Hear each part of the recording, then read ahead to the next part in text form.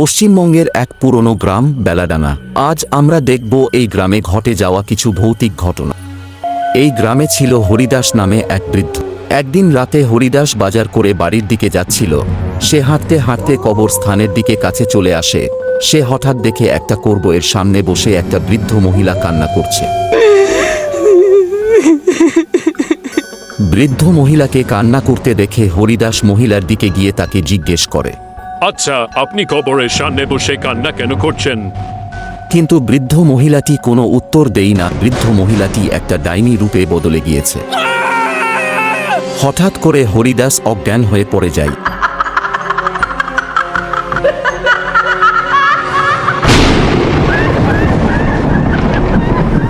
পরের দিন সকালে দুই বন্ধু রাহুল আর বিপুল গ্রামের চায়ের দোকানে বসে কথা বলছে।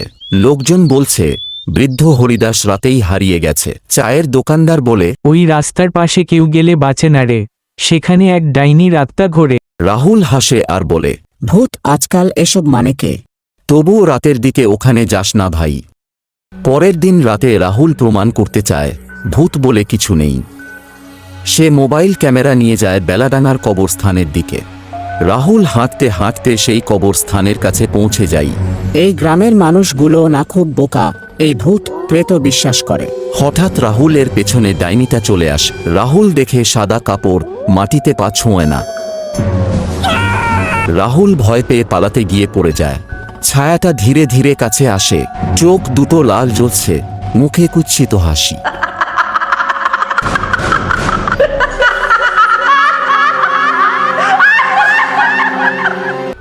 পরের দিন ভোরে লোকজন রাহুলকে খুঁজে পায় কবরস্থানের পাশে অচেতন অবস্থায়।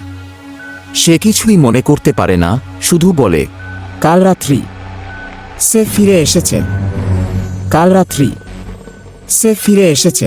সবাই ভাবে সে পাগল হয়ে গেছে। পরের দিন সকালে একজন বৃদ্ধা, গ্রামের পুরনো বাসিন্দা, বলে 25 বছর আগে ওই জায়গায় কুন্তলা নামে এক মেয়েকে পুড়িয়ে মারা হয়েছিল ডাইনির অপবাদে। ওর আত্মা ওই রাতেই ঘোরে। যে কুন্তলার মৃত্যু দেখেছিল তাদের উপর প্রতিশোধ নেয়। রাহুল বুঝতে পারে ওর দাদু সেই হরিদাসই ছিল যিনি মেয়েটাকে মিথ্যা দোষে মেরেছিলেন। এখন সেই আত্মা প্রতিশোধ নিচ্ছে। সেই দিন রাতে রাহুল কুন্তলার আত্মাকে শান্ত করতে ওই জায়গায় আগরবাতি জ্বালিয়ে ক্ষমা চায়। আমার দাদু যেই ভুলটা করেছে তার জন্য আমি তোমার কাছে ক্ষমা চাইছি, তুমি আমাদের ক্ষমা করে দাও। হঠাৎ ঠান্ডা হাওয়া বয়ে যায়। একটা ফিস ফিস আওয়াজ। ক্ষমা নয়, প্রতিশোধ।